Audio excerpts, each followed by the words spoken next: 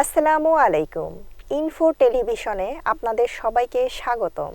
খবর পড়ছি আমি তানিশা আরফিন লাবণী।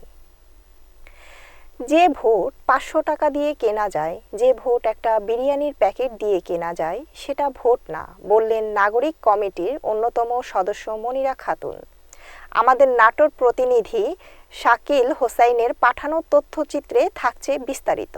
জাতীয় নাগরিক কমিটির অন্যতম সদস্য মনিরা খাতুন বলেন, যে ভোট মাত্র ৫০০ টাকা দিয়ে কেনা যায় এবং যে ভোট মাত্র একটি বিরিয়ানির প্যাকেট দিয়ে কেনা যায় সেটি ভোট নয় বলে দাবি করেন মনিরা খাতুন। আজ নাটোর শহরে অনিমা চৌধুরী জেলা পরিষদ অডিটোরিয়ামে জাতীয় নাগরিক কমিটির আয়োজনে একটি মতবিনিময় সভা অনুষ্ঠিত হয়। এখানে উপস্থিত ছিলেন জাতীয় নাগরিক কমিটির কেন্দ্রীয় পর্যায়ের নেতৃবৃন্দ। কেন্দ্রীয় পর্যায়ের নেতৃবৃন্দ দাবি করেন, বয়স্ক নেতৃত্বকে সরিয়ে দিয়ে তরুণ নেতৃত্বকে আনতে হবে এবং বাংলাদেশকে ঢেলে সাজাতে হবে। সেই সাথে বাংলাদেশের সকল রাজনৈতিক দল একই বেঞ্চে বসে তারা বাংলাদেশকে নতুন করে সাজাতে হবে। সেই সাথে যারা দখলদারিত্ব এবং বিভিন্ন ধরনের চাঁদাবাজি করবে সেই সকল মানুষ এবং রাজনৈতিক দলগুলোকে বয়কটের ঘোষণা করতে হবে।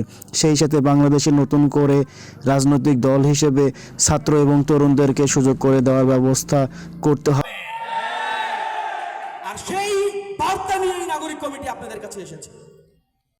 এতক্ষণ ইনফো টেলিভিশনের সাথে থাকার জন্য ধন্যবাদ। আমাদের সকল নিউজ দেখার জন্য www.infotvbd.com অথবা আমাদের ফেসবুক পেজ ও ইউটিউব চ্যানেল ভিজিট করুন।